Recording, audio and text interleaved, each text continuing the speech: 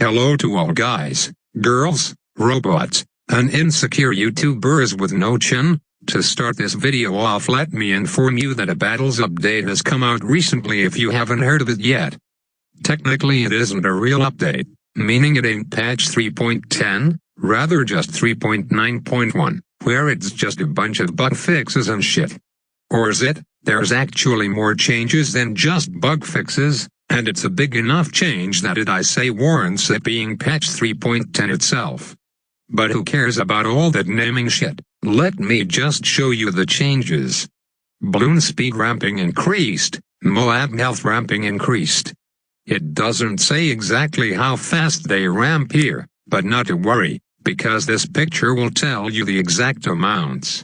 So starting on round 32, all balloons increase in speed by 20%, and this is an additive amount, meaning it goes 100%, 120, 140, 160, and so on, and not 100, 120, 144, 173, if you know what I mean.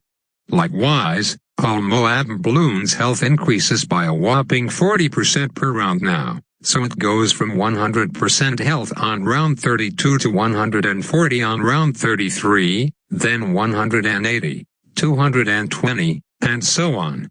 I don't remember the exact amount either for the previous balloon ramp-up rate, but what I can do is state the obvious and say it was slow. Really slow.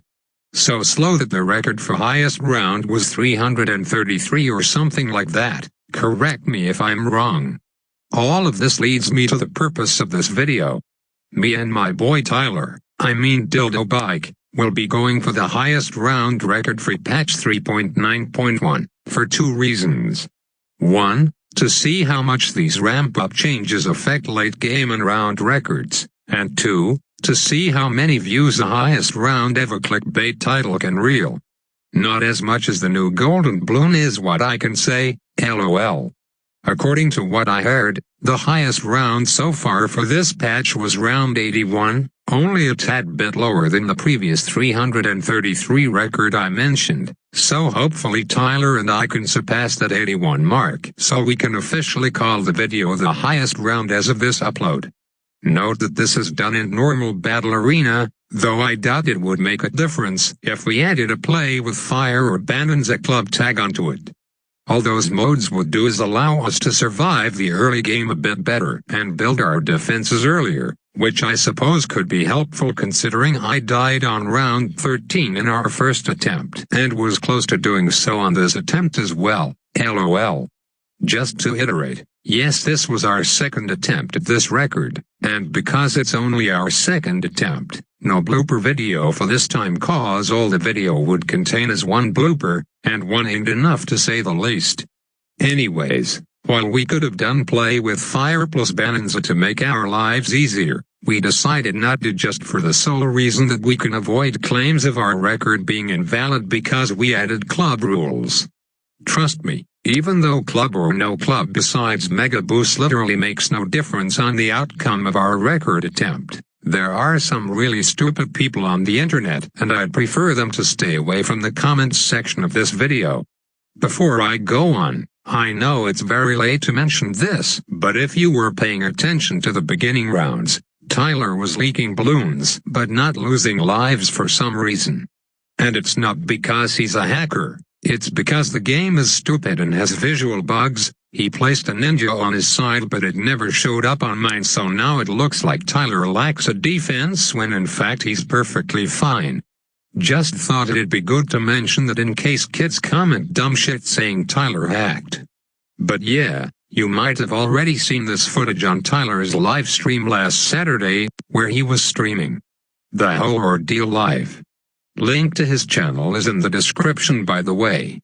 So I was listening in on Tyler during the stream and I recall a moment where he said something along the lines of, "I know it's kinda weird for us to be going late game when we've been bashing on late game since the existence of this game, but there's a difference in fun factor between going late game to shoot for a world record versus playing late game in a normal match, hoping to outlast your opponent in order to pick up one single win and a handful of medallions."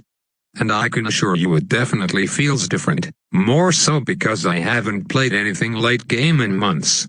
I guess now is a good time to talk about loadouts, to which we choose Super Monkey, Sniper, Ninja, and Chipper. Now Super Monkey, Ninja and Chipper are pretty trivial. You'll pretty much want to bring all three of those towers in any late game situation.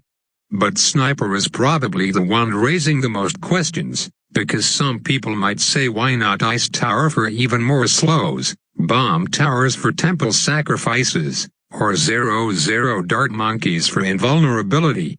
Well, for one, Tyler is the one who told me to pick Sniper, though that doesn't mean I'm not qualified to answer this question.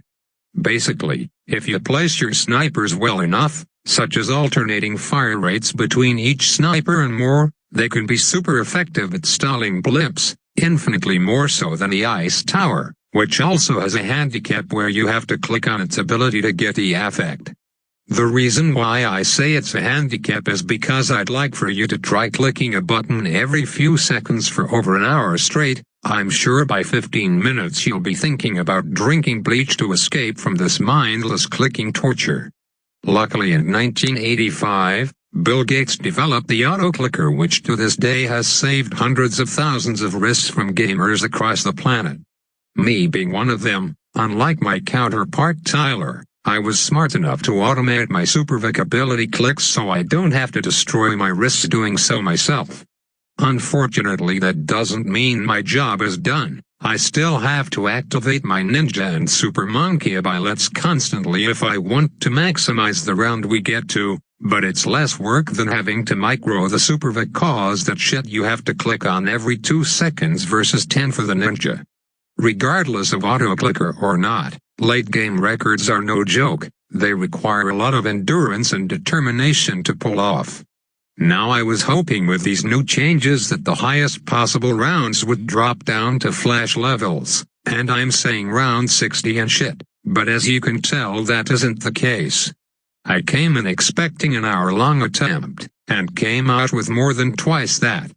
Should be enough to tell you exactly how far we got if you haven't skipped to the end yet, which hopefully you haven't done.